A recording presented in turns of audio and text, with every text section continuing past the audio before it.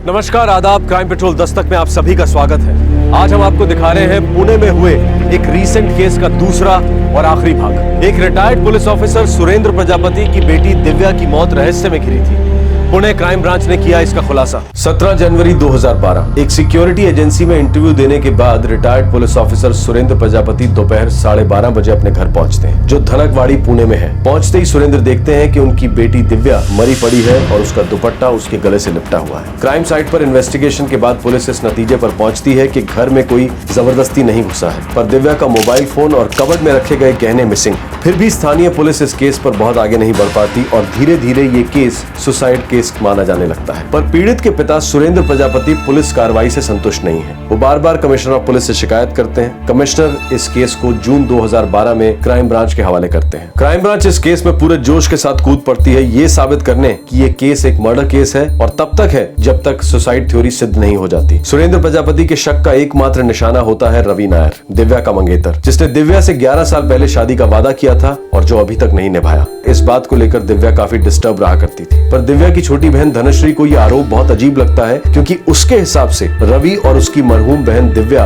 एक दूसरे से सच्चा और गहरा प्रेम करते थे। पर धनश्री का पति वसंत दामले, जो फिल्म इंडस्ट्री में लाइट सप्लाई करता है, वो क्राइम ब्रांच से कहता है कि उसके ससुर सुरेंद्र प्रजापति ने बातों बातों में दिव्या की परेशानी 2-4 बार उसके साथ शेयर की थी। रवि नायर LAP केरला को बिलोंग करता है और दुबई में नौकरी करता है। इससे पहले कि क्राइम ब्रांच रवि तक पहुंचे, वो सुरेंद्र प्रजापति की पत्नी और दिव्या की मां मीनाक्षी से मिलते हैं। हैरत की बात यह होती है कि मीनाक्षी ने 2 साल पहले 2010 में सुरेंद्र के साथ अपनी शादी को खारिज किया था और अपनी मां के साथ अलग रह रही थी। उसने अलग होने का फैसला शादीशुदा जिंदगी के 44 सालों बाद किया था। कड़वाहट से भरी मीनाक्षी क्राइम ब्रांच को बताती है कि सुरेंद्र प्रजापति एक क्रूर और निर्दयी इंसान है, जिसने उसे हद से ज्यादा टॉर्चर किया था। मीनाक्षी ने प्रण लिया होता है कि वो सुरेंद्र का चेहरा कभी नहीं देखेगी, इसीलिए वो अपनी बड़ी बेटी दिव्या के अंतिम संस्कार में नहीं आती। पुलिस उससे सख्त पूछताछ करती है और जानना चाहती है कि क्या मीनाक्षी का दिव्या की मौत में कोई हाथ है। मीनाक्षी आरोप सुनकर टूट जाती है। कहती है कि उसने अपने पति के जाने बिना पुणे और मुंबई में 2 प्रॉपर्टीज खरीदी थी। जब वो सुरेंद्र को छोड़कर निकल आई थी तो उसने वो दोनों प्रॉपर्टीज अपनी बेटियों के नाम कर दी। वो दिव्या की याद में रोती है और पुलिस के आरोपों का खंडन करती है। पर सुरेंद्र प्रजापति का सर्विस रिकॉर्ड बिल्कुल क्लीन होता है, जो ये साबित करता है कि वो एक अच्छा पुलिस ऑफिसर था। अब क्राइम ब्रांच LAP पहुंचती है रवि से मिलने, जो दुबई से छुट्टी लेकर घर आया हुआ है। रवि खुलासा करता है कि उसने छुट्टी शादी करने के लिए ली थी। वो और दिव्या जून 2012 में शादी करने वाला, तो दिव्या के पिता प्रजापति ने उसका डटकर विरोध किया था। पर आखिरकार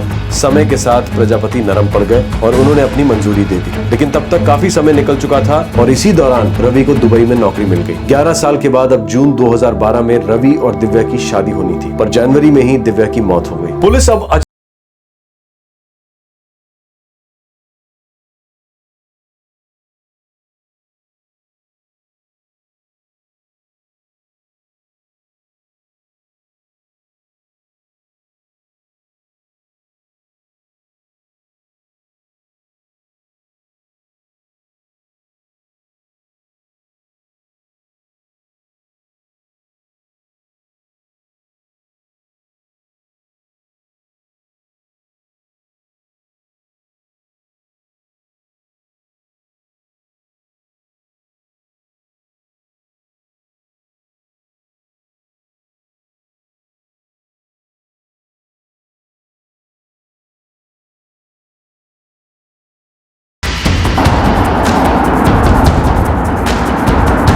पुणे से फोन गायब हो गया और कोल्हापुर पहुंच गया। राघव, पता करो इस प्रजापति फैमिली का कोल्हापुर से क्या कनेक्शन है। Yes sir.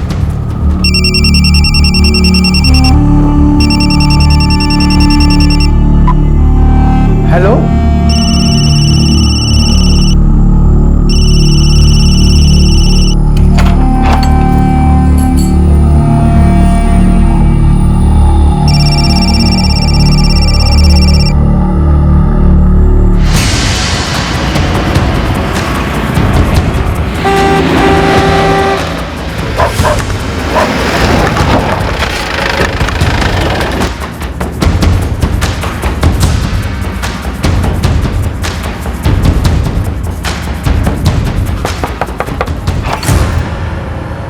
जी मंसूर को बुलाओ।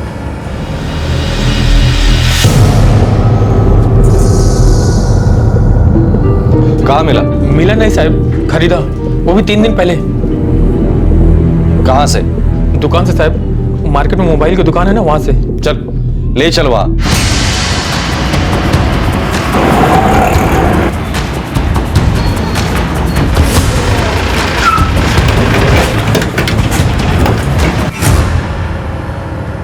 हो साहब, मैंने ये पीस मंसूर भाई को बेचा था। ये पीस तुम्हारे पास कहां से आया गौतम? इसलिए असली मालकिन की मौत 6 महीने पहले हुई थी पूना में। देख गौतम, सच सच बता दे, वरना इस मोबाइल की तरह मैं तुझे खोलकर तेरे अंदर से सच निकालूंगा। देखो साहब, ये मोबाइल तो मेरे पास 6 महीने से पड़ा है। आया कहां से? पानी में से।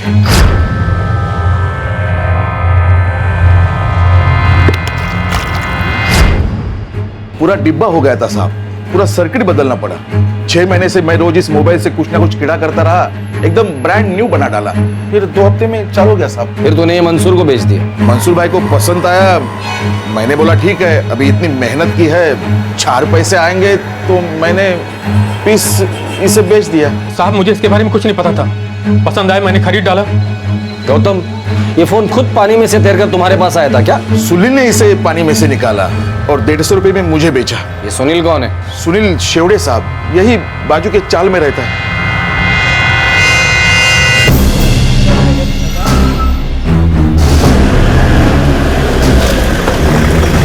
साहब वो रहा सुनील।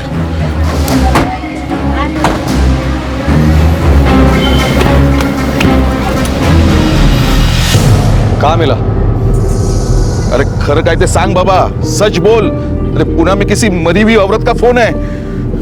ये मुझे पंचगंगा में मिला साहब। पंचगंगा नदी? हो साहब। सच बता दे, वरना उसी नदी में डुबा दूंगा तुझे। आई शपथ साहब, मैं और चाली के लड़के नदी पे हर दिन जाते। उधर पास ही में एक फेमस मंदिर है, उधर ऊपर ब्रिज पे से भक्त लोग नीचे नदी में चढ़ावा फूल बिल सब फेंकते।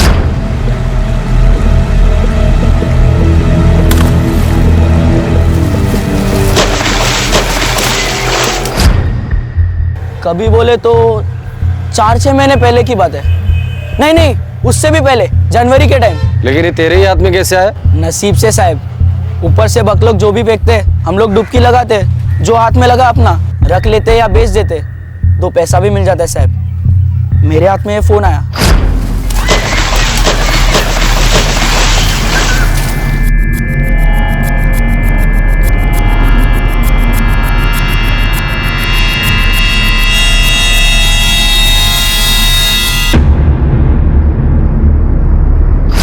मैंने इसी को प्रसाद समझ लिया और रख लिया साहब। पुणे की दिव्या का मोबाइल इंस्ट्रूमेंट कोल्हापुर की पंचगंगा नदी में फेंका गया, ऊपर के ब्रिज से। अगर दिव्या ने आत्महत्या की होती तो वो 218 किलोमीटर दूर जाकर नदी में अपना मोबाइल फोन क्यों फेंकती? क्या दिव्या के पिता सुरेंद्र प्रजापति की थ्योरी सच साबित होने जा रही थी कि दिव्या का कत्ल किया गया था? सर, प्रजापति परिवार का कोई कोल्हापुर कनेक्शन नहीं है। वो लोग तो ये कह रहे हैं कि वो लोग कभी कोल्हापुर गए ही नहीं। और सर, 17 को दिव्या मरी, उस दिन सुबह फोन स्विच ऑन था और लोकेशन थी धनकवाड़ी पुणे की। दोपहर मौत के बाद फोन स्विच ऑफ हो गया। राघव, ये सिर्फ एक मर्डर नहीं है, एक वेल प्लान षड्यंत्र है, और इस षड्यंत्र का मुख्य निशाना हम लोग हैं। ये सारी प्लानिंग हमें गुमराह करने के लिए की गई है। सर, वैसे भी सुरेंद्र प्रजापति शुरू से ही कह रहे हैं कि ये एक सुसाइड नहीं मर्डर है।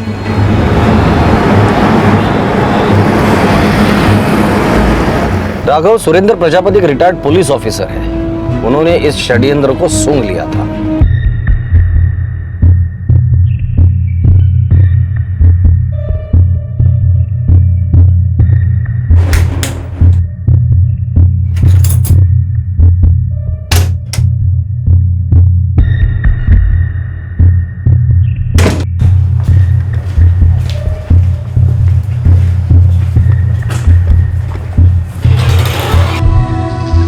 प्रजापति साहब, दिव्या के केस में कुछ सुराग हमारे हाथ में लगे हैं। क्या सुराग, मुझे बताओ। सॉरी, अब तो जानते हैं कि हम सुराग ऐसे किसी को डिस्क्लोज नहीं कर सकते। हाँ हाँ जानता हूँ, पर आप अब तो मान रहे हो ना कि मेरी बेटी का मर्डर हुआ है। देखिए, सही वक्त पर सारी चीजें आपके सामने रख दी जाएगी।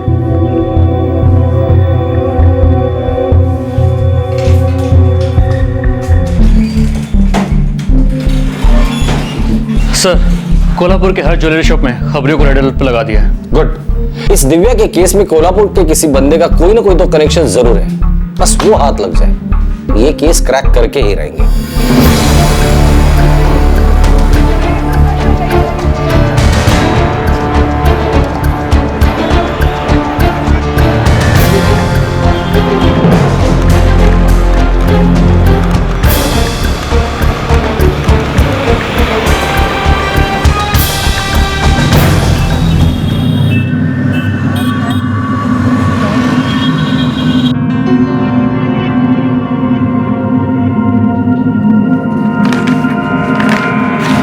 मीनाक्षी जी, ये आपकी प्रॉपर्टी के कागजात हैं, इस पे यहाँ पे साइन कर दीजिए।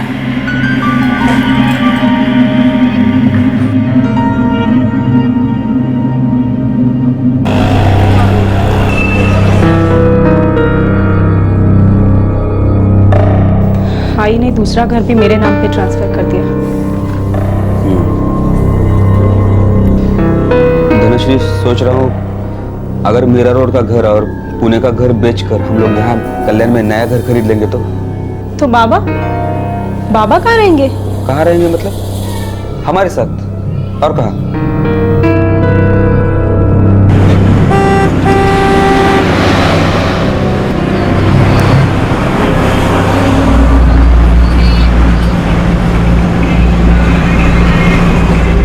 मेरी मीनाक्षी तुमसे नहीं मिलना चाहती।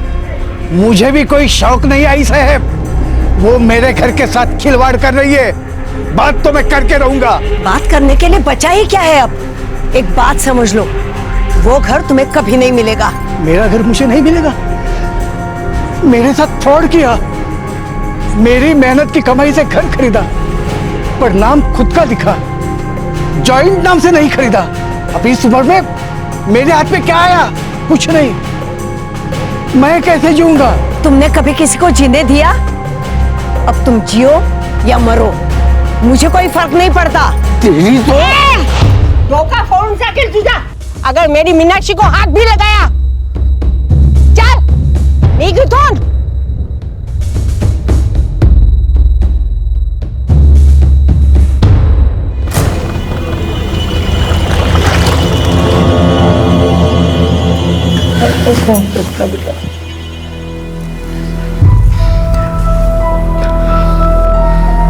संभल के रवि, संभल के।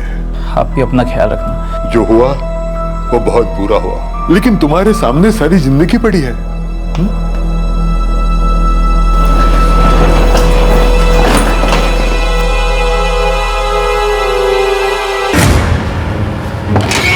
सर, कोल्हापुर से कोई लीड नहीं मिल रही। पुणे से चोरी हुए गहने भी वहां बिकने नहीं गए, और ना ही किसी पेशेवर हत्यारे की कोई इन्वॉल्वमेंट है। राघव, मर्डर की थियरी तो मानकर चल रहे, पर फ्रैंकली स्पीकिंग जितने भी सुराग मिले वो हमें गोल गोल चक्कर में सिर्फ भगा रहे हैं। सिन्नर, केरला, कोल्हापुर। सर, सुरेंद्र प्रजापति एक एक्स पुलिसमैन रह चुके हैं। हो सकता है उन्होंने षड्यंत्र को पहले ही भांप लिया हो, या ये भी हो सकता है कि ये वाकई एक सुसाइड केस हो, मगर सुरेंद्र प्रजापति इसे एक मनगढ़ंत मर्डर केस इमेजिन कर रहे हो। पूना से 218 किलोमीटर दूर कोल्हापुर पंचगंगा नदी में उसने किसी को मोबाइल फेंकने के लिए भेजा होगा, जबकि दिव्या का कोल्हापुर में जान पहचान का कोई नहीं है। नहीं राघव, वो एक्स पुलिसमैन है। वो अच्छी तरह से जानता है कि मोबाइल ट्रैकिंग अच्छे अच्छे क्रिमिनल्स को पकड़वा सकती है। मानता हूं सर, लेकिन 17 जनवरी 2012 को दिव्या का सेलफोन फेंका गया, ठीक उसी दिन जिस दिन दिव्या की मौत हुई। अब सुरेंद्र प्रजापति खुद तो सेलफोन फेंकने कोल्हापुर नहीं जा सकता, क्योंकि वो पूरा दिन लोकल पुलिस के साथ थे। दिव्या को मारने वाला कोई अनजान आदमी नहीं था, वरना दिव्या उसे घर के अंदर घुसने ही नहीं देती। मर्डर के दरमियान उसने फाइट बैक क्यों नहीं किया? सर, मान लीजिए उसने खुदकुशी की हो, मगर क्यों सर? रवि और दिव्या तो शादी करने वाले थे, पूरे 11 साल के लंबे इंतजार के बाद। राघव, ये केस मतलब गुगली और बाउंसर दोनों एक साथ है। सर, सोच रहा हूँ कि धनकवाड़ी में दिव्या के पड़ोसियों के सेलफोन रिकॉर्ड चेक किए जाए, क्या पता कुछ हाथ लग जाए। व्हेरी गुड राघव, आपल्याला सगळे प्रयत्न करायला पाहिजे। एक काम करो, Ganesh cooperative housing society Dhankawadi area के जितने भी मोबाइल टावर है सबको कांटेक्ट करना। 17 जनवरी 2012 के सुबह 10 बजे से लेकर 12 बजे तक जितने भी कॉल रिकॉर्ड है सबकी लिस्ट मांगा। पुणे और मीरा रोड के फ्लैट को लेकर पारिवारिक ड्रामा पूरे पीक पर था, लेकिन क्राइम ब्रांच की इन्वेस्टिगेशन टीम अभी तक किसी निष्कर्ष पर नहीं पहुंच पा रही थी। लेकिन पुलिस को बार बार यह महसूस हो रहा था कि उन्हें गुमराह किया जा रहा है, और इन्हीं सारे कंफ्यूजन में से पुलिस ने तहकीकात का एक नया मोर्चा खोला।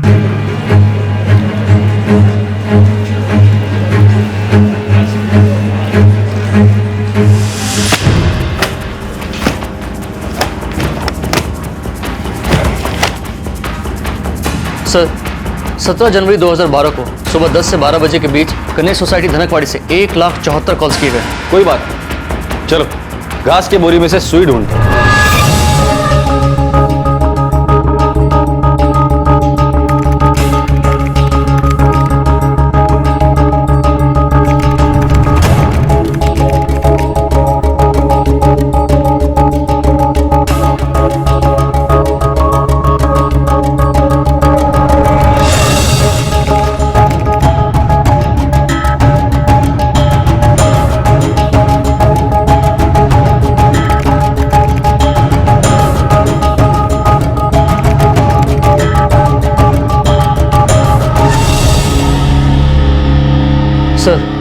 इन सारे कनेक्शंस में से एक भी कनेक्शन ऐसा नहीं है जो प्रजापति परिवार के किसी भी सदस्य से कनेक्ट होता हो। अगर ये मर्डर था तो ये हद से ज्यादा बारीकी से प्लान किया गया है। इन 57,000 सिम कार्ड में से 12 सिम कार्ड ऐसे हैं जो अगले दिन स्विच ऑफ हो गए, यानी 18 जनवरी 2012, दिव्या की मौत के ठीक अगले ही दिन। सर, ऐसा भी तो हो सकता है कि इन 12 सिम कार्ड में से शायद कोई हमारे काम का हो। इतने दूर आ ही गए तो 12 कदम और चल ही लेते।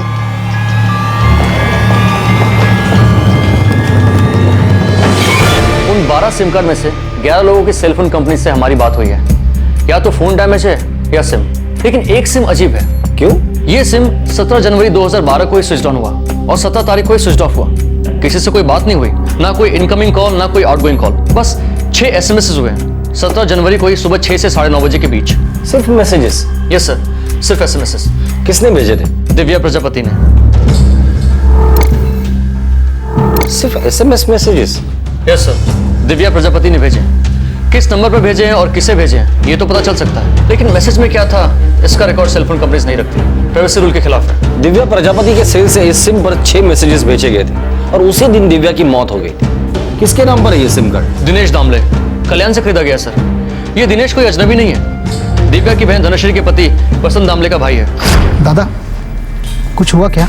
जब होगा बोलूंगा तुझे, बार बार वही बात पूछना नहीं। बोला ना तेरे को? ये सिम कार्ड 17 जनवरी को सुबह 11:30 बजे स्विच ऑफ हो गया, लेकिन दिनेश दामले का मोबाइल नंबर 45677688 17 जनवरी को ना तो धनकवाड़ी में मौजूद था और ना ही कोल्हापुर में, जहां दिव्या का सेलफोन नदी में फेंका गया था। और सर, जहां दिव्या का सेलफोन नदी में फेंका गया वहीं दिनेश के मोबाइल की सेलफोन लोकेशन कल्याण दिखा रही है। मर्डर के लिए हद से ज्यादा परफेक्ट प्लानिंग की है, पर है तो मर्डर ही। राघव, ये कंफर्म मर्डर ही है। अरे साहब, काहीतरी सांगा ना, क्या हुआ साहब? कुछ तो बोलो साहब, क्या हुआ? जो भी बोलना है वो तू बोलेगा दिनेश दामले। गाड़ी बढ़ा लो इसे। अरे साहब, मेरी बात तो सुनिए।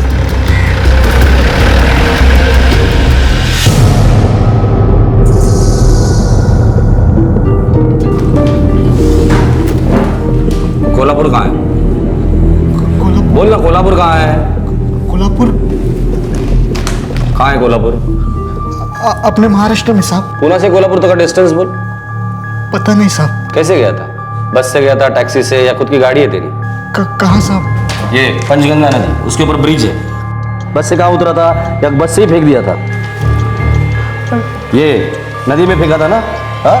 बोल दामले, स्टोरी बोल, मुझे स्टोरी सुननी है और असली कहानी बोल। बोल दामले, बोल।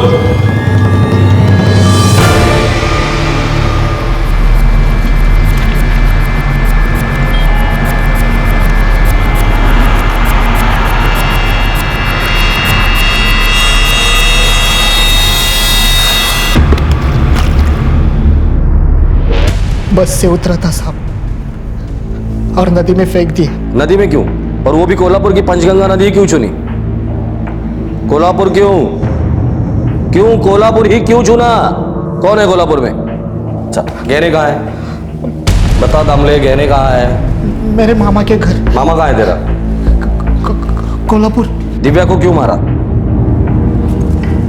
बता दामले, दिव्या को क्यों मारा? साहब, मैंने वही किया जैसा मुझे कहा गया था। किसने कहा था? बता, किसने कहा था? मेरे बड़े भाई वसंत दादा ने।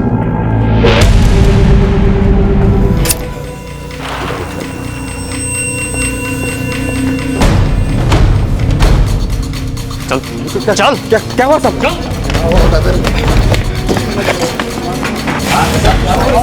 अरे चल, कुछ तो बता साहब, क्या हुआ? बताता हूँ। साहब। अरे क्या हो रहा है, कोई मुझे बताएगा? चलो जेल जाके पता चलेगा। अरे छोड़ो, मैंने किया क्या है? अरे कोई मुझे बताएगा?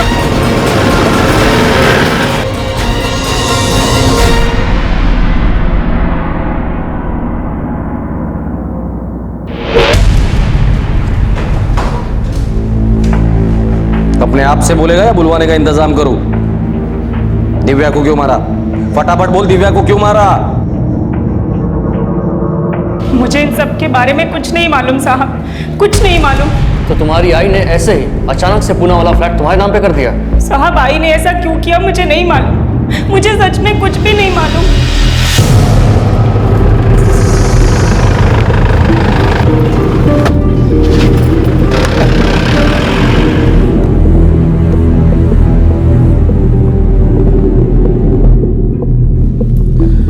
तूने दिव्या को इसलिए मारा था कि उसका फ्लैट पूरा का पूरा तेरे बीवी के नाम हो जाए, मतलब तेरे नाम हो जाए, राइट? या और कोई वजह थी?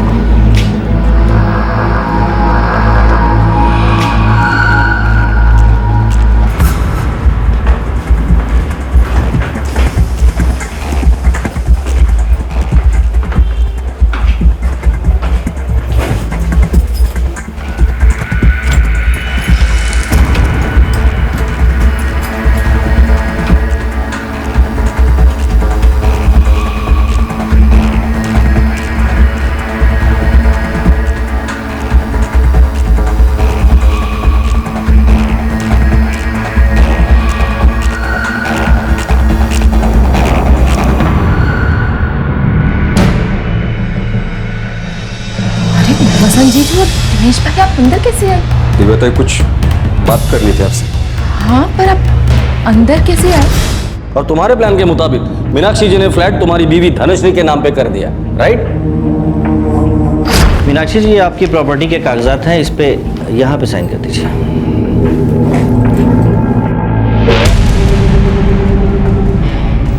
आई ने दूसरा घर भी मेरे नाम पे ट्रांसफर कर दिया।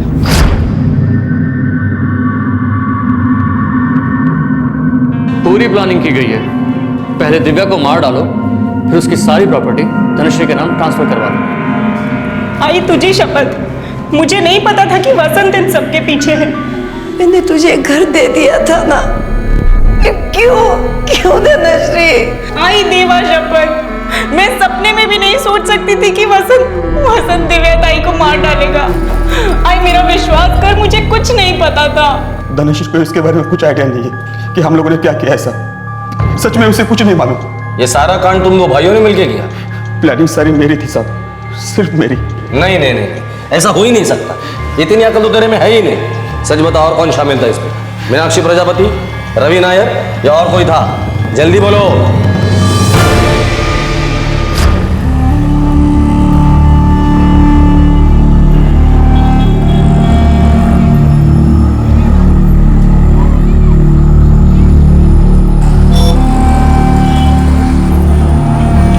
ये घर के दरवाजे की और ये लॉकर की।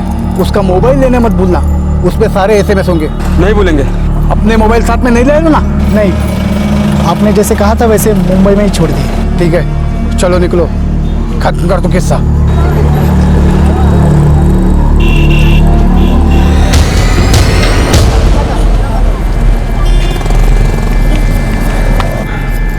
हो गया? हो गया। उसका मोबाइल ले लिया ना? हाँ ले लिया। चलो निकलो।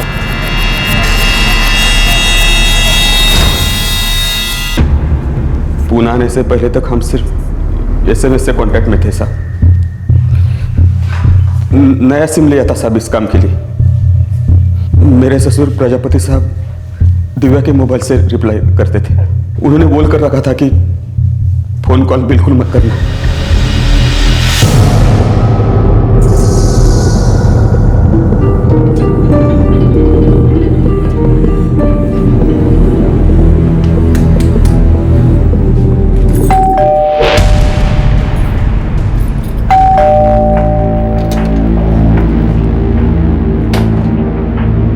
जयकर साहब, मैं आपके दफ्तर में आ रहा था। चलो अच्छा है प्रजापति साहब, साथ साथ चलते हैं। दरअसल हम भी आपको ही लेने आए हैं।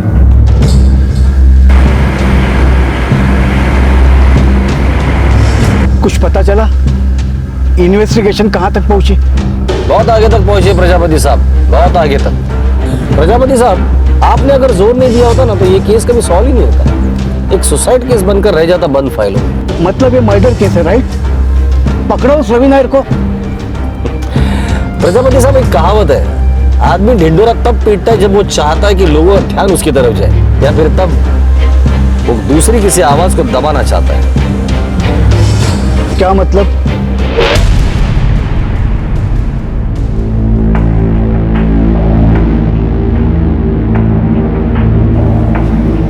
आपने अपनी ड्यूटी के दरमियान बहुत से लोगों से क्वेश्चनिंग की होगी, पर आज हॉट सीट पर आप खुद बैठेंगे आप मुझसे क्या सवाल करेंगे? हमें सिर्फ इतना बता दीजिए, आपने ढिंडोरा क्यों पीटा था? हमें पता है दिव्या का खून आपने ही किया था। हमारा सवाल सिर्फ एक ही है, क्यों?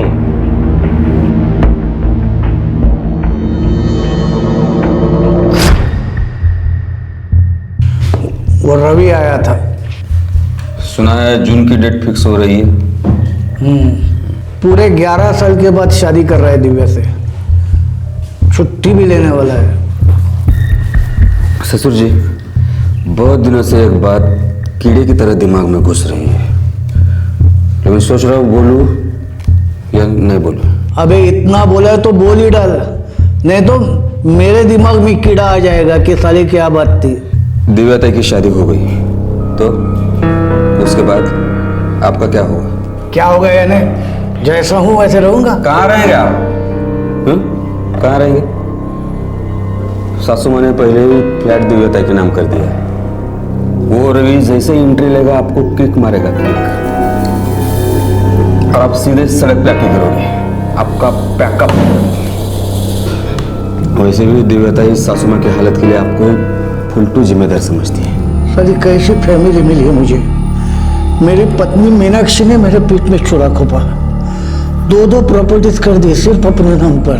और अब वो दिव्या आपको बेघर करने पे उतावली हो रही है। मतलब ये आपके आपस का मामला है, हाँ? लेकिन आप बराबर से सोच लीजिए ससुर जी, अब इस उम्र में आपके खुद के घर में हक से रहने के बजाय कहाँ आप ठोकरे खाते फिर हो ससुर जी? 40 साल के पुलिस सर्विस के बाद मेरे हाथ में क्या था? बीबी मुझे छोड़कर चली गई, बेटियां मुझसे नफरत करती थी, और मेरे नाम पर तो कुछ भी नहीं था।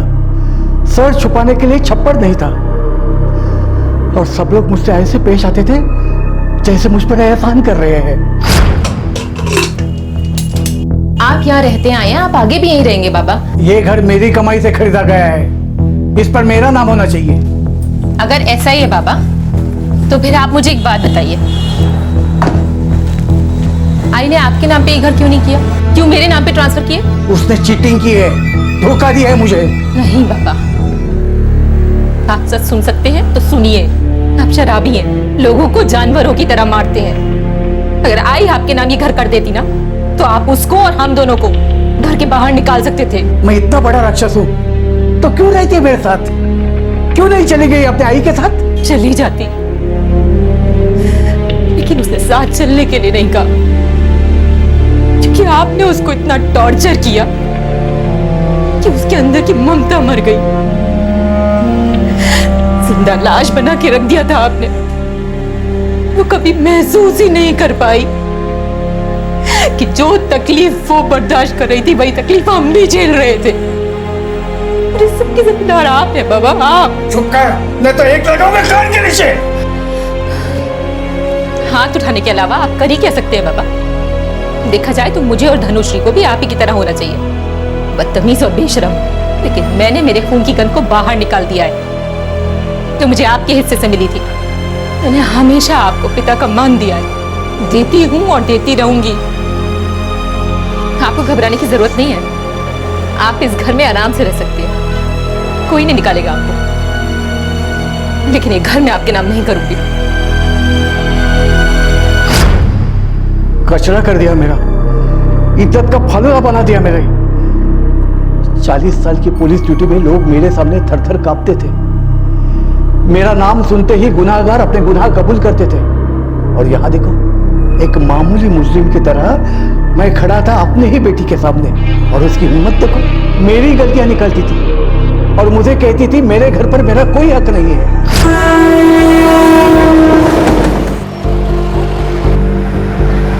दिव्या घर मेरे नाम पर कभी नहीं करेगी वसंत। मैंने आपको बोला था ससुर जी, दिव्या आपको एक दिन घर से निकाल देगी, बोला था ना। उसका ब्रेन वॉश हुआ है, वो अपनी आई और खुद की लाइफ में हो रही बुराई का बिल आपके ऊपर में फाड़ रही है। शायला, आपके हाँ कहने के बावजूद वो रवि उसको लटका के रखा है और उसका इल्जाम भी आपके ऊपर लगा रही है। ये भी कोई बात हुई ससुर जी? साला समझ में नहीं आता, करूं तो क्या करूं इस दिव्या का।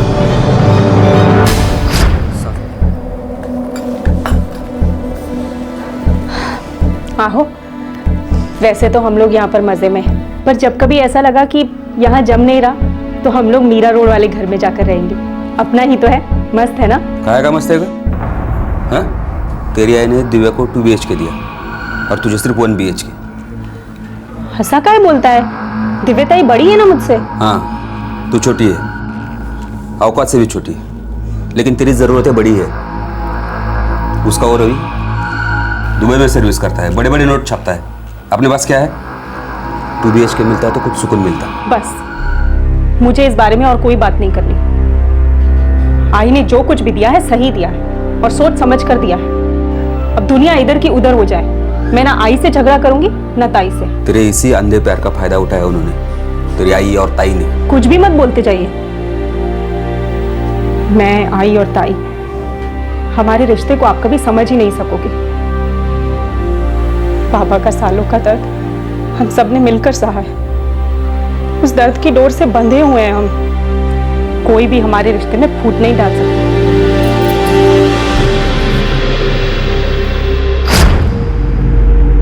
ससुर जी, घर हाथ में आने का एक ही तरीका है। बोल तो। देखिए, सासू माँ तो आपका मुंह तक देखना नहीं चाहती। घर ट्रांसफर करने का सवाल ही पैदा नहीं होता। और दिव्या आपकी बेटी होने के बावजूद दुश्मन से बदतर पेश आती है। वो घर कभी ट्रांसफर नहीं करेगी। हाँ, अगर धनश्री के नाम पर घर होता तो आंख मूंद कर ट्रांसफर कर देते, और इसमें मैं आपको फुल कोऑपरेशन देता। लेकिन जब घर धनश्री के नाम पर है ही नहीं तो इन सारी बातों का क्या फायदा? घर धनश्री के नाम हो गया तो? वो कैसे हो सकता है? अगर दिव्या नहीं रहेगी तो सासू माँ धनश्री के नाम पर घर ट्रांसफर कर देगी और धनश्री से डायरेक्ट आपकी झोली में। दिव्या नहीं रहेगी?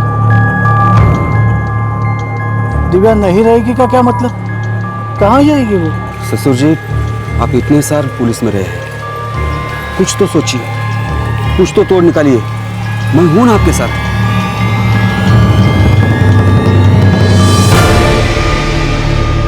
फुल प्रूफ प्लान बनाया था, मानना पड़ेगा प्रजापति जी।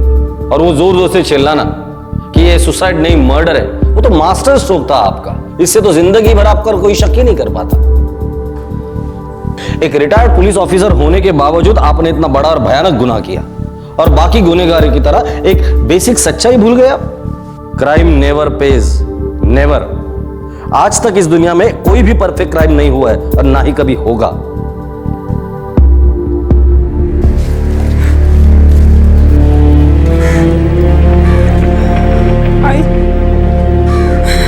आई तुझे दिव्या ताई को अपने साथ ले जाना चाहिए था।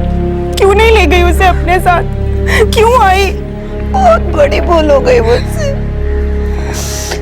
खूब मोटी चूक झालेगा।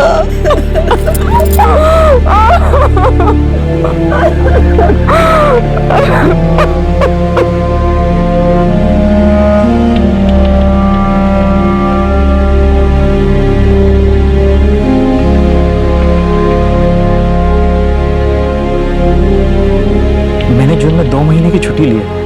डेट तुम फिक्स कर लेना, बाकी का सब काम मैं फिक्स कर लूंगा। अच्छा, हनीमून पे कहाँ जाएंगे? केरला मत बोलना प्लीज।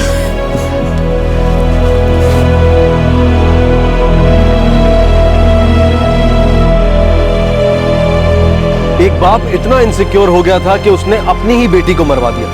उस बेटी को जो जल्द ही अपने प्रेमी के साथ शादी करके अपने नए जीवन की शुरुआत करने वाली थी। एक बाप जो कभी अपनी पत्नी और अपनी बेटियों के साथ किसी भी तरह के स्नेह और इज्जत का रिश्ता नहीं जोड़ पाया और अपने जीवन के संध्या काल में अपने सर से छत छिन जाने के डर से एक बहुत बड़ा जुर्म कर बैठा। अपनी सालों की प्रोफेशनल ट्रेनिंग के सहारे एक परफेक्ट क्राइम करने निकल पड़ा। परफेक्ट क्राइम एक मिथ्या है। मुजरिम चाहे जो भी कर ले, लेकिन चोरी पकड़ी ही जाती है। फिर प्लान चाहे जो भी बनाए, चाहे वो कानून का रखवाला हो या बागी हो, जुर्म से कभी किसी को लाभ नहीं होता। Retired police officer Surendra Prajapati, उसका दामाद वसंत दामले और वसंत का भाई दिनेश दामले फिलहाल पुलिस कस्टडी में है। सुरेंद्र प्रजापति ने बार बार इन्वेस्टिगेशन के लिए जोर दिया ताकि पुलिस गुमराह हो जाए, ये केस कभी हल न हो पाए और अनसॉल्व केसेस की फाइल में हमेशा के लिए गुम हो जाए। लेकिन ऐसा नहीं हुआ। जनवरी 2012 में जुर्म हुआ और नवंबर 2012 में मुजरिमों को बेनकाब किया गया। पूरे 10 महीने लगे इस केस में, लेकिन ये केस अनसॉल्व नहीं रहा। कुछ लोगों को यह भी लग सकता है कि अगर प्रजापति चुप रहता तो शायद कभी सच सामने ही नहीं आता और ये एक सुसाइड केस माना जाता और फाइल क्लोज हो जाती, लेकिन ऐसा नहीं होता। इस केस का डूबा हुआ सुराग दिव्या का मोबाइल फोन कभी ना कभी एक्टिवेट होता और ये सारा का सारा षड्यंत्र अपने आप सामने आ जाता। जी नहीं, हम नियति के चमत्कारों की बात नहीं कर रहे हैं, हम दिव्य शक्तियों द्वारा न्याय करने की बात भी नहीं कर रहे हैं। हम बात कर रहे हैं जीवन के एक मूलभूत नियम की।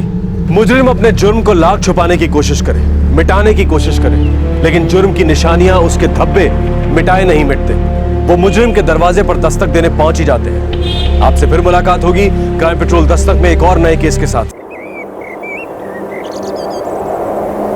अंग्रेजी में कहावत है, dust thou art, to dust returnest, अर्थात हम मिट्टी के बने हैं और मिट्टी में ही समा जाएंगे। और इसी काल अवधि में जीवित रहता है इंसान का सारा प्यार और सारी नफरत। भावनाओं के ये खेत उसी जमीन पर लहराते हैं जो प्रकृति मां मनुष्य को भेंट स्वरूप देती है।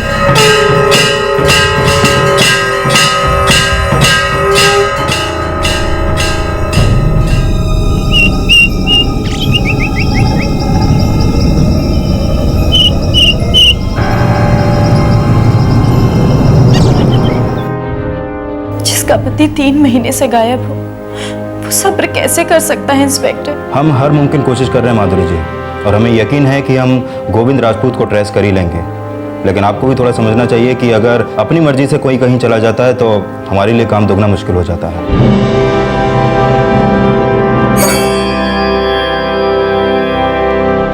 उत्तर मुंबई के बोरीवली इलाके का निवासी आकाश वर्मा साल 2008 से गायब था। उसी इलाके का एक और निवासी गोविंद राजपूत भी सन 2010 से गायब था। दोनों मिसिंग फाइलें 2012 तक जो की त्यों पड़ी रही। दोनों मिसिंग व्यक्तियों की कोई खबर नहीं थी। दोनों के लापता होने की दस्तक अभी गूंजनी बाकी थी।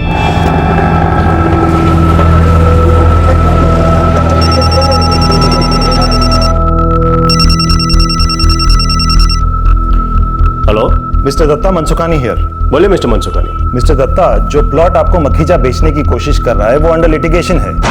मेरे परमिशन के बिना वो जमीन बिक नहीं सकती। अगर आपने मखीजा के साथ कोई भी डील की है तो वो आप अपने रिस्क पर कर रहे हैं। एक मिनट, मेरी बात सुनिए। मुझे आगे कुछ नहीं सुनना। मेरी ड्यूटी थी आपको इन्फॉर्म करना, सो कर दिया। आगे आप देखिए।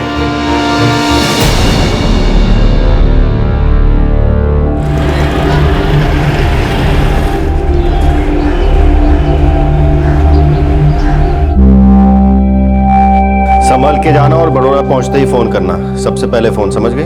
हाँ हाँ, मैं सबसे पहले फोन करूंगी और मम्मी जी की चिंता बिल्कुल मत कीजिएगा। और मम्मी, आप शादी अटेंड करके तुरंत वापस आना, एक्सटेंड मत करना। हाँ चारू, देखो, एक तो ये नया घर है, मैं और सुनील 2-4 दिन बाहर खाकर एडजस्ट कर लेंगे, उससे ज्यादा नहीं होगा भाई। क्यों? अच्छा बाबा, एक्सटेंड नहीं करूंगी। और सुनिए, फ्लैट के रेनोवेशन का पूरा ध्यान रखिएगा। ओके। ठीक है? और मैंने शैलेश भाई को ग्रेनाइट के कुछ सैंपल्स दिए हुए हैं, ध्यान दीजिएगा कहीं पे पलटा हुआ ग्रेनाइट ना लगा दे। जी मैडम। पक्का ना?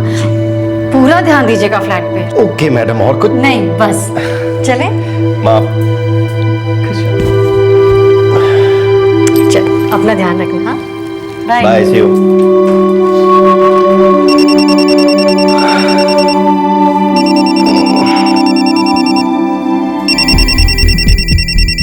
हाँ नीरव, बोल।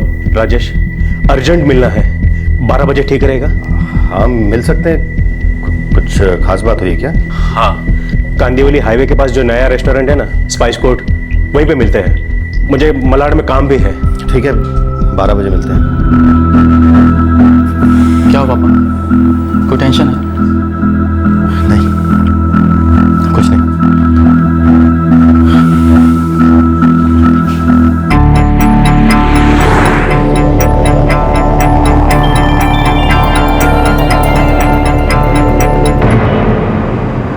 मखीजा वाली डील कैंसिल ही समझ लगा मुझे। जमीन कोर्ट के लफड़े में है ना? हाँ, तो अब मैं गिरीश से बात करता हूँ, वो कोई ना कोई तोड़ जरूर निकालेगा।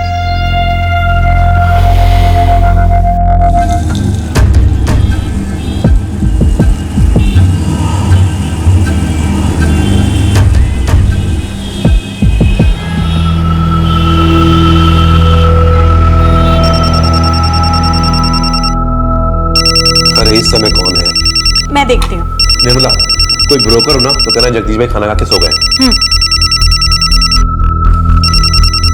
राजेश का फोन है। हाँ राजेश बोल। हाँ जगदीश गनत्रा। कौन बोल रहा है? ये आपके भाई राजेश गनत्रा का एक्सीडेंट हो गया है। क्या? कहाँ? महालक्ष्मी। आप कौन बोल रहे हैं? मैं सड़क से गुजर रहा था जब आपके भाई का एक्सीडेंट हुआ। उन्होंने मुझे फोन दिया और कहा कि मेरे भाई जगदीश गनत्रा को इन्फॉर्म कर दो। राजेश कहाँ है? कैसा है वो? बैटरी बहुत लो है। हेलो हेलो राजेश, मुझे चोट तो नहीं आई ना? Hello hello. अरे क्या हुआ? राजेश का एक्सीडेंट हो गया है। हे भगवान।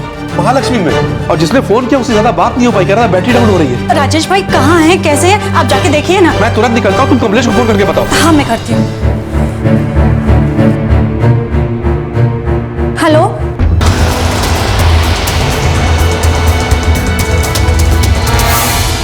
मैंने जसलोक, भाटिया, जेजे, बालाजी, सेंट जॉर्ज सभी हॉस्पिटल चेक किए, कहीं कुछ नहीं मिला। जगदीश भाई, मैंने ब्रीच कैंडी, सैफी और बॉम्बे हॉस्पिटल छान मार लिया। महालक्ष्मी का कोई भी एक्सीडेंट केस वहां नहीं आया है। मैं ट्रैफिक पुलिस को कांटेक्ट करता हूँ। हाँ, मैं सुनील को फोन करता हूँ। हाँ तुरंत करो।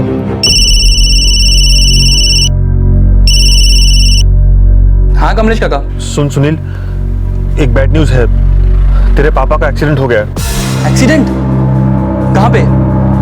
कुछ सीरियस तो नहीं ना? अभी कुछ पता नहीं सुनील। जगदीश काका को तेरे पापा के सेल से फोन आया था कि महालक्ष्मी में उनका एक्सीडेंट हो गया है। किस हॉस्पिटल में है? वही तो पता नहीं चला सुनील। पूरे इलाके के सारे हॉस्पिटल चेक कर लिया हमने, कहीं पे भी उनका दाखिला नहीं हुआ। लेकिन फोन किसने किया था? कोई रास्ते का आदमी था। तेरे पापा ने उसे जगदीश भैया को फोन करने बोला। पापा ने मुझे फोन क्यों नहीं किया? पता नहीं सुनील बेटा, मैं बस ये जानना चाहता हूँ कि तेरे पापा सुबह कहाँ निकले थे। मुझे नहीं पता काका। सवेरे मम्मी, दादी और श्वेता वडोदरा के लिए निकले। उसके थोड़ी देर के बाद 11 साढ़े 11 बजे पापा भी घर से निकले। मुझसे कुछ नहीं बोले वो।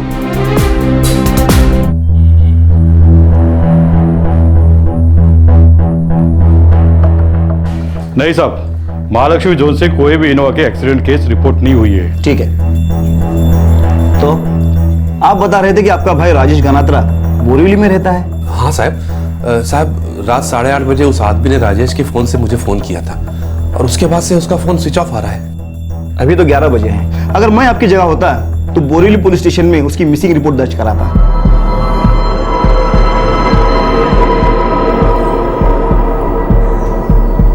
राजेश गणात्रा मेरा छोटा भाई, जौहरी है और रियल एस्टेट डेवलपर भी। मेरे डैड सुबह 11:30 बजे घर से निकले। कहाँ से? हमारे कांदीवाली वाले घर से। आपने तो कहा बोरीवली रहते हैं? जी बोरीवली रहते हैं, लेकिन इस समय उस घर में रिपेयरिंग का काम चल रहा है और कांदीवली वाले घर में इस समय ये लोग किराए पे रह रहे हैं। आपको एक्सीडेंट वाला फोन आया 8:30 बजे? हाँ इंस्पेक्टर। आप कहाँ रहते हैं मिस्टर जगदीश? परेल में। कॉल करने वाले ने कहा कि एक्सीडेंट महालक्ष्मी में हुआ है। इससे पहले मैं कुछ और पूछ पाता, वो बोला कि बैटरी डाउन हो रही है और फिर फोन कट गया। फिर मैंने अपने छोटे भाई कमलेश को फोन किया।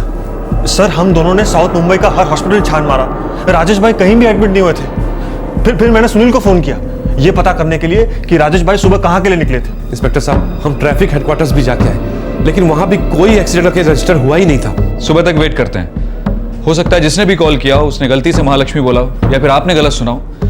हम लोग भी पता लगाते हैं, शायद किसी और इलाके के हॉस्पिटल में हो।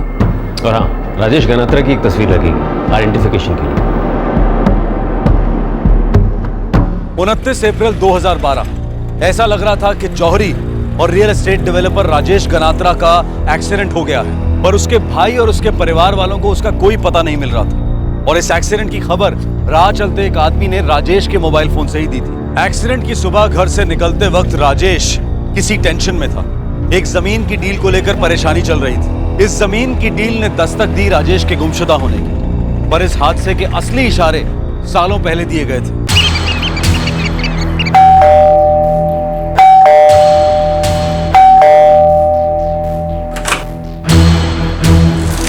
क्या हुआ? राजेश कहाँ है?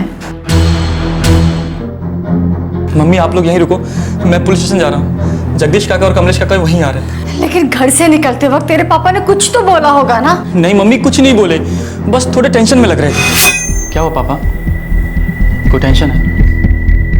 नहीं।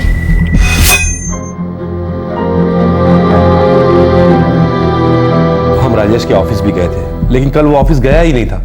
तुम तो कह रहे थे कि घर से निकलने से पहले तुम्हारे पिताजी को कोई फोन आया था। हाँ सर, मुझे लगता है वो उनके पार्टनर नीरव दत्ता का फोन था। सर, राजेश गनात्रा का सेलफोन अभी भी स्विच ऑफ है उनको लास्ट कॉल आया था किसी नीरव दत्ता से 11:25 पर। सर 12 बजे कहीं मिलने की बात हो रही थी किसी रेस्टोरेंट में। राजेश गनात्रा ने लास्ट कॉल 444-786-789 पर किया था। किसका नंबर है?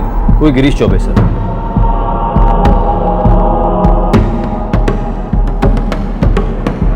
नीरव दत्ता को लाओ। सर।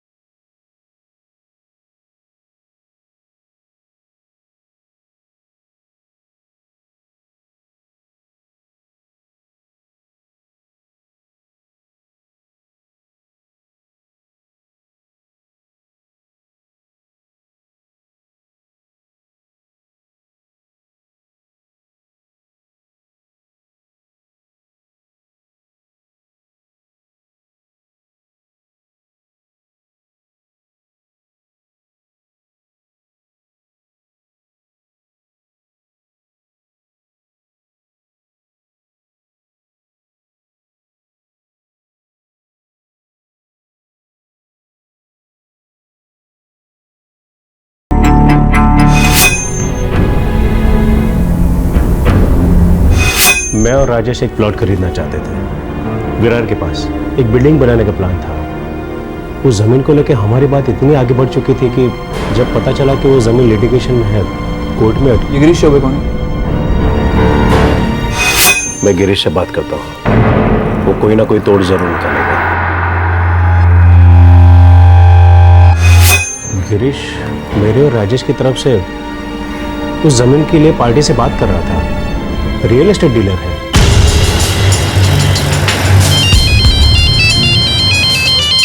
जी कल मिला था मैं राजेश भाई से करीब 12:30 बजे। क्या? जी मैं आता हूं अभी तुरंत। सुशील मैं पुलिस स्टेशन होके आ रहा हूं, तू यहां संभाल।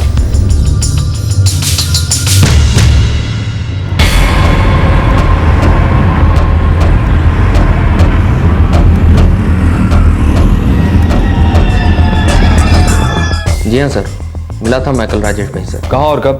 सर कांदीवली ईस्ट में स्पाइस कोर्ट रेस्टोरेंट है, करीब 12:30 बजे वहाँ पर। कितनी देर के लिए मिले थे? यही कोई 15-20 मिनट। उसके बाद राजेश कहाँ गया? पता नहीं सर, वो अपने रास्ते गए, मैं अपने रास्ते। मुझे लगा वो अपने ऑफिस गए होंगे, कांदीवली वेस्टमैन का ऑफिस है। नहीं, वो अपने ऑफिस नहीं गया था। फिर पता नहीं सर, लेकिन बड़ी अजीब सी बात है। तुम राजेश गनात्रा के लिए लैंड डील कर रहे थे? जी। क्या डील थी और उस दिन तुम दोनों में क्या बात हुई?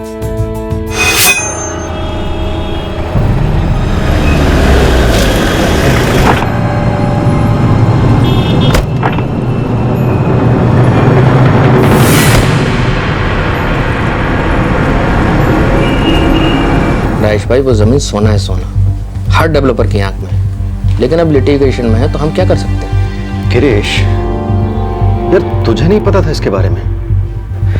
कितना सारा टाइम लगा दिया इस प्रोजेक्ट पर, कितने सारे प्लान्स बनाए हमने। अगर पता होता तो वो जमीन दिखाता ही क्यों मैं आपको? मेरा भी तो टाइम खोटी हुआ ना। सर 50 एकड़ जमीन है विरार से 10 मिनट की दूरी पर। मैंने राजेश भाई और नीरव भाई को वो जमीन दिखाई थी, दोनों को बहुत पसंद आई थी। मुझे लगा डील फाइनल हो जाएगी, सबका फायदा होगा। लेकिन सर आखिरी मोमेंट पे मालूम पड़ा कि जमीन क्लियर नहीं है, कुछ कोर्ट में मामला है, सबका मूड ऑफ हो गया। लेकिन राजेश भाई का कुछ ज्यादा हो गया। छोटे से छोटा ब्रोकर भी पान की दुकान किसी को दिखाता है तो उसके पहले पेपर चेक करता है, और तुमने 50 एकड़ जमीन बिना पेपर चेक किए दिखा दी। मानता हूँ सर, यहाँ चूक हो गई। लेकिन सर बड़ी पार्टी थी, बोले बेचना है, सब कुछ फाइनल हो गया सर, डील होने ही वाली थी। लेकिन अचानक दूसरी पार्टी ने नीरव भाई को फ़ोन कर दिया और उनसे बोला कि मामला कोर्ट में है, कोर्ट जाना पड़ेगा वगैरह वगैरह। सर इस बात पूरा मामला फुस हो गया। मुझे बहुत डर लग रहा है। मैं कह रही हूँ कि बात ना कुछ और ही है। 2 दिन हो गए, मुझे तो लगता है कि हमारे राजेश को किसी ने किडनैप किया होगा। लेकिन किडनैप किया होता तो पैसों की मांग करते ना अब तक। ये कुछ दिनों से ना काफी परेशान थे, बहुत चिड़चिड़े भी हो गए थे, कभी कुछ बताया ही नहीं कि बात क्या है। अब मेरे भी समझ में नहीं आया कि इन्हें टेंशन किस बात की है। देखो मैंने कहा ना मुझे नहीं पता, और मुझे इससे कोई फर्क भी नहीं पड़ता है। अरे मेरी गलती कहाँ है? मेरे तो लेने के देने पड़ गए ना। सुनो सुनो सुनो, नुकसान मेरा हुआ और मैं तुम्हारी सुनूं? क्या समझ रखा है तुमने मुझे? रखो।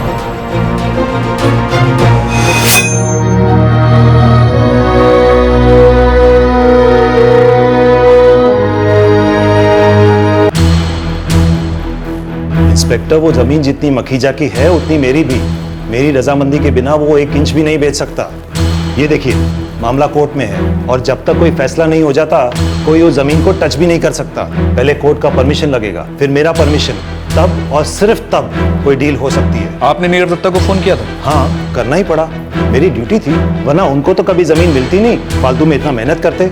और अगर मखीजा उनसे पैसे लेता वो तो गैर कानूनी हो जाता ना। इंस्पेक्टर, मुझे भी उतना ही मालूम था जितना राजेश को। हम लोग साथ में डील करते थे, पार्टनर्स थे। मेरी समझ में ये नहीं आ रहा कि आप फालतू में मुझ पे क्यों शक कर रहे हो। हम किसी पे शक नहीं कर रहे हैं मिस्टर दत्ता, सिर्फ पूछताछ कर रहे हैं। हम ये जानने की कोशिश कर रहे हैं कि राजेश गनात्रा कहाँ है, या फिर उनके साथ क्या हुआ है या क्या किया गया है।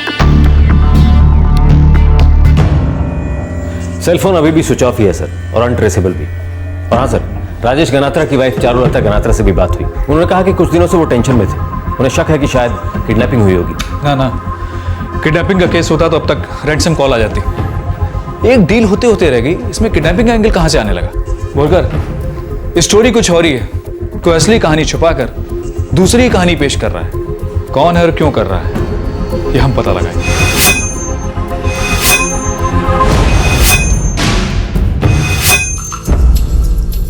बोलकर राजेश गनात्रा की हर बैंक अकाउंट सभी डिटेल टेबल पे चाहिए। Jewellery business, real estate business, धंधे की छोटी से छोटी डिटेल सभी चाहिए मुझे। Yes sir. एक लैंड डील नहीं हुई और बंदा ही गायब हो गया, तो कुछ लोचा है। 1 हफ्ता निकल गया, राजेश गनात्रा के गायब होने के केस में कोई लीड नहीं मिला था, कोई अंदाजा नहीं मिल रहा था कि उसके साथ क्या हुआ था। और फिर अचानक पुलिस के सामने 2 बड़े सुराग आ गए। ये दोनों सुराग राजेश गनात्रा के उस फ्लैट से मिले थे जिसका रेनोवेशन हो रहा था, और राजेश के बैंक ट्रांजैक्शन ने भी पुलिस के कान खड़े कर दिए।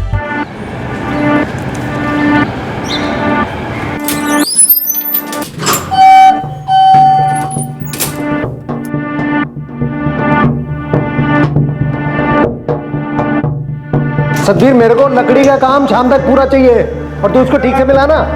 बात कर रहा है। अरे चारू भाभी, राजेश भाई का कुछ पता चला? नहीं सरेश भाई, अभी तक कुछ पता नहीं चला।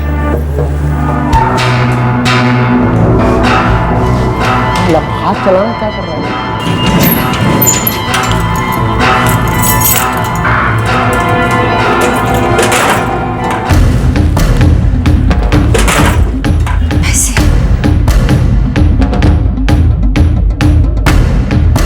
भाभी, आप कैसी बात कर रही हैं? मेरा कोई कारीगर जाके अलमारी कैसे खोल सकता है? लेकिन आपके राजेश भाई ने 2 लाख रुपए कैश रखे थे अंदर और वो गायब है अभी। भाभी, ये लोग मेरे साथ सालों से काम कर रहे हैं और मैं इनको अच्छी तरह से जानता हूँ। ये लोग ऐसा काम नहीं कर सकते। आपको कोई गलतफहमी हुई होगी। क्या 29 अप्रैल रात 10:30 बजे राजेश गनात्रा ने अपना क्रेडिट कार्ड यूज किया? हाँ इंस्पेक्टर साहब, उसका बैंक का ट्रांजैक्शन तो यही दिखा रहा है। लेकिन जगदीश भाई, शाम 8:30 बजे एक आदमी राजेश के मोबाइल से आपको फोन करता है कि राजेश का एक्सीडेंट हो गया, और 2 घंटे बाद उसका क्रेडिट कार्ड इस्तेमाल किया जाता है। वही तो, आप देखिए ना, आप खुद देखिए।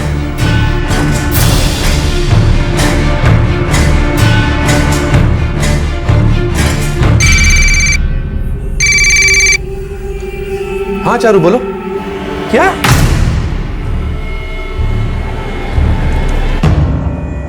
सर, ना कबर्ड जबरदस्ती खोला गया है और ना ही लॉकर। इस कबर्ड की और लॉकर की एक एक्स्ट्रा चाबी है जो राजेश के पास है। Right miss Ganatra? जी इंस्पेक्टर। 29 अप्रैल 2012 राजेश के सेल से एक अज्ञात आदमी फोन करता है 8:30 बजे, और जगदीश भाई को कहता है कि राजेश का एक्सीडेंट हो गया। और 10:30 बजे दहिसर ईस्ट की कपड़े की दुकान में राजेश का क्रेडिट कार्ड स्वैप किया जाता है। और अब हमें पता चल रहा है कि उसके फ्लैट से 2 लाख रुपए गायब। लॉकर तोड़ा नहीं गया, बल्कि चाबियों का इस्तेमाल हुआ है।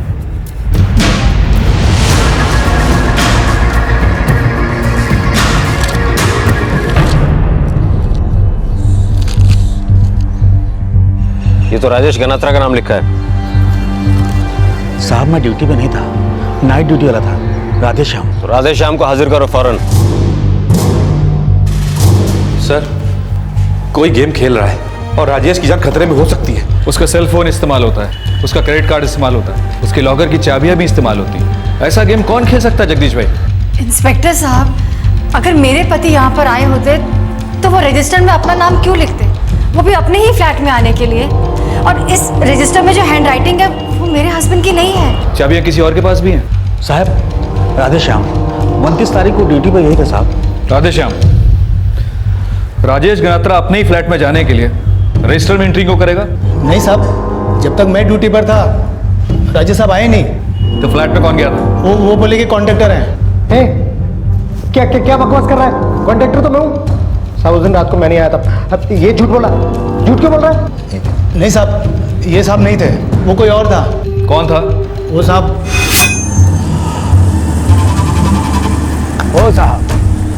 कहाँ जाना है? 301 में तो काम चल रहा है और घर के लोग सब बाहर गए हैं। जानता हूँ बे, मेरे ही आदमी काम कर रहे हैं। मैं कॉन्ट्रैक्टर हूँ, देखने आया हूँ कितना काम हुआ और कितना बाकी है। ठीक है साहब, एंट्री कर दो। उसने जो नाम लिखा, नंबर लिखा, वो तुमने चेक नहीं किया? नहीं साहब, चेक नहीं किया, गलती हो गई साहब।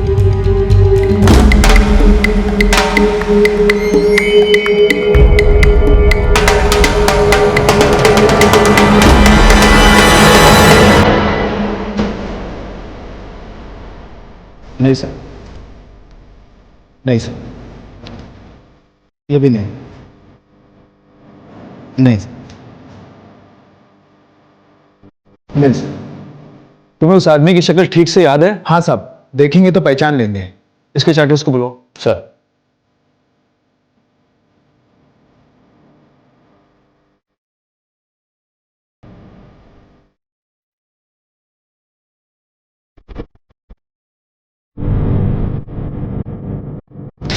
Sir, A to Z garment store, Taiser east, यही राजेश का क्रेडिट कार्ड इस्तेमाल हुआ था।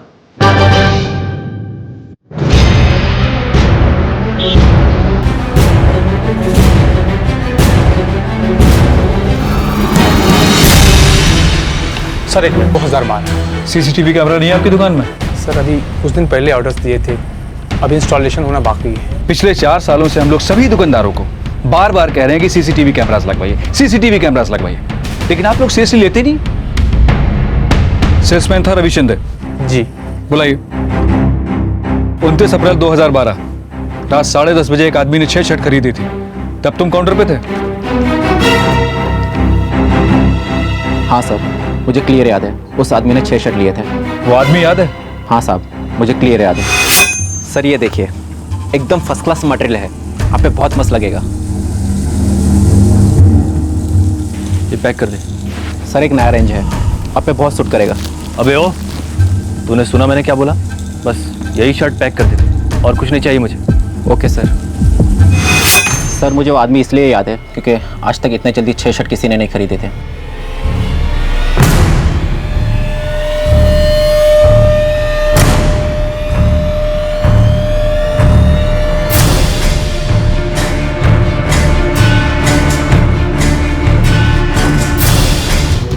हाँ साहब, यही फेस कट था और बाल भी।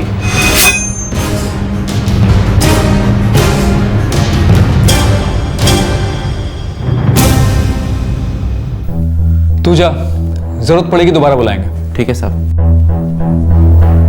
इसी आदमी के पास राजेश का क्रेडिट कार्ड था और लॉकर की चाबियां भी। और सर फुल चांस है कि इसी आदमी के पास राजेश का मोबाइल भी हो और वो अज्ञात फोन भी इसी ने किया होगा। मतलब ये कि या तो राजेश इसकी हिरासत में है, जबरदस्ती कहीं छुपा रखा है, या इस आदमी ने राजेश के साथ कुछ कर दिया है, या किसी के कहने पर कुछ कर रहा है और हमको गोल गोल घुमा रहा है।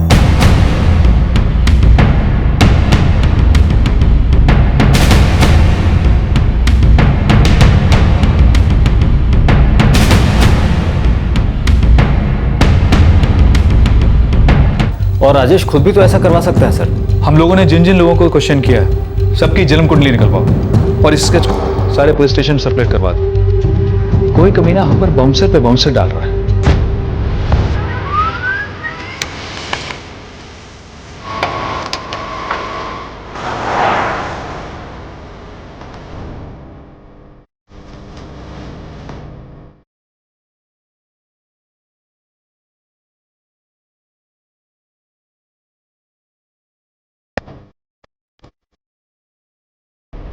केस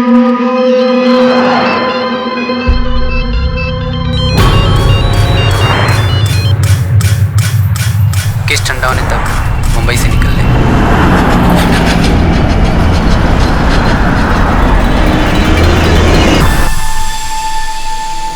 चारू, कुछ तो हिंट दिया होगा। क्या टेंशन क्या थी? कुछ नहीं पता भैया, सच बता रही हूँ, कुछ भी नहीं पता। ये विरार वाली जमीन को लेकर टेंशन हुआ था ना? सुनो सुनो सुन, नुकसान मेरा हुआ और मैं तुम्हारी सुनूं? क्या समझ रखा है तुमने मुझे? रखो। हाँ काका, काका आप नीरव अंकल से बात कीजिए ना। हाँ काका, उस सुबह भी पापा नीरव अंकल से यही बात कर रहे थे और उनसे बात करने के बाद फोन से मिलने के लिए निकल पड़े। मुझे लगता नहीं कि किसी ने किडनैपिंग की है। अगर ऐसी कोई बात होती तो अब तक फोन आ जाता कि इतने लाख दो वगैरह। मैं नीरव से बात करता हूँ। मुझे लग रहा है कि वो कुछ छुपा रहा है। तुमसे पूछ रहे थे, एक हफ्ता हो गया है हमारे राजेश को गायब हुए, उसका कुछ अता पता नहीं है।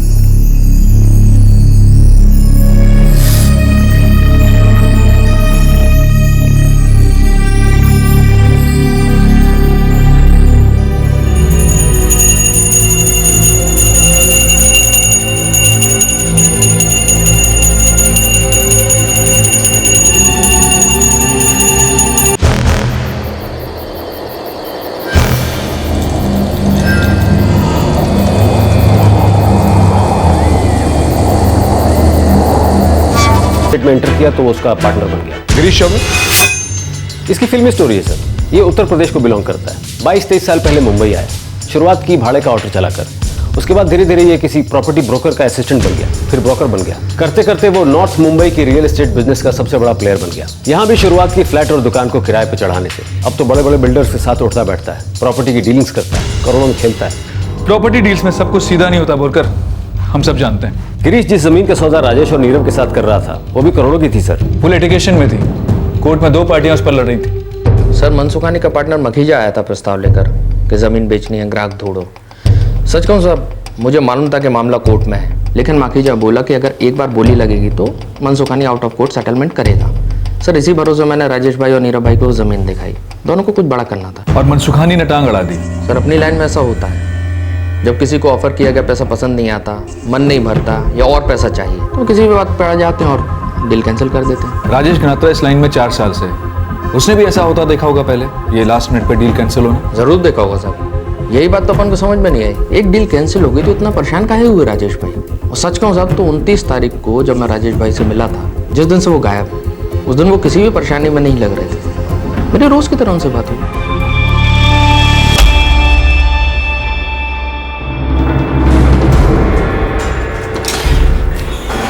सर, स्केच पे अभी तक कोई रिस्पॉन्स नहीं है। लगता है किसी ने उस आदमी को अलर्ट कर दिया। ऐसा कोई जिसका राजेश गनात्रा के गायब होने में हाथ। सेल फोन अभी भी स्विच ऑफ है सर। 6 शर्ट्स खरीदता है जल्दी में, 2 लाख रुपए कैश चुराए, लॉकर चाबी से खोला और अभी तक हमारे पास कोई मौका आरोपी नहीं है, सस्पेक्ट तक नहीं है।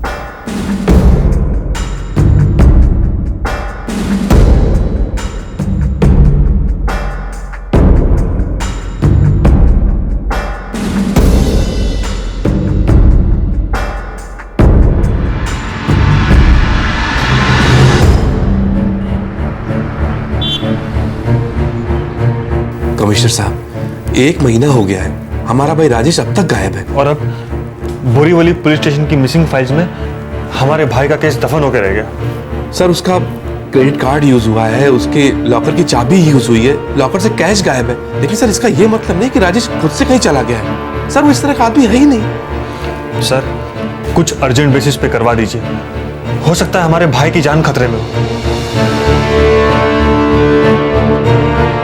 सर, इस केस में इन्वॉल्व सभी लोगों के पिटारे इस फाइल में हैं। सारे पिटारे खोलो और सभी की एक एक डिटेल माइक्रोस्कोप के नीचे डाल दो। फर्स्ट थिंग, राजेश गनात्रा 1 महीने से मिसिंग है और अभी तक कोई फिरौती का कॉल नहीं आया, मतलब उसका किडनैप नहीं हुआ। Kidnapping is ruled out. Second possibility है वो खुद कहीं चला गया, लेकिन सवाल यह है वो खुद कहीं क्यों जाएगा, और ये बहुत बड़ा सवाल है। तीसरी पॉसिबिलिटी है कि कोई बहुत पुरानी दुश्मनी या बिल्कुल नई दुश्मनी जो अभी तक किसी की पकड़ में नहीं आई है। सर, शायद कोई प्रेशर में था, कोई ब्लैकमेल, कुछ भी हो सकता है, लेकिन जो भी है उसका कोई एक तगड़ा सुराग इस फाइल में है। कोई एक शख्स है जो झूठ बोल रहा है, जो कुछ छुपा रहा है, कुछ दबा रहा है। एक बार पिटारे का सही ढक्कन खुलेगा तो सच्चाई स्प्रिंग की तरह उछल के बाहर आएगी।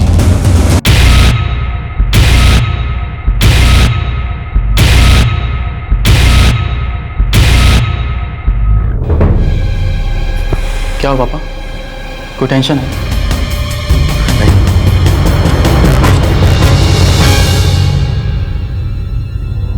राजेश गनात्रा कहां था? क्या उसका गुमशुदा होना उन 2 मिसिंग केसेस के साथ लिंक था जो 2008 और 2010 में हुए थे?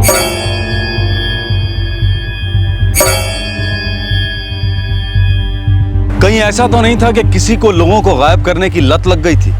कोई विकृत सुकून मिलता था उसे? राजेश गनात्रा का cell phone, credit card, under renovation घर की चाबियां, उसके कबर्ड और लॉकर की चाबियां, ये सभी चीजें इस्तेमाल हुई थी। अब इस केस की चाबी वो अनजान शख्स था जिसने इन सभी चाबियों का इस्तेमाल किया था। कल रात क्राइम ब्रांच इस केस का खुलासा करेगी और कल रात 11 बजे राजेश गनात्रा के गायब होने के केस में कुछ गड़े मुर्दे उखड़ेंगे। इस तरह के और भी एपिसोड देखने के लिए हमारे चैनल को सब्सक्राइब करें और बेल आइकन दबाना ना भूलें।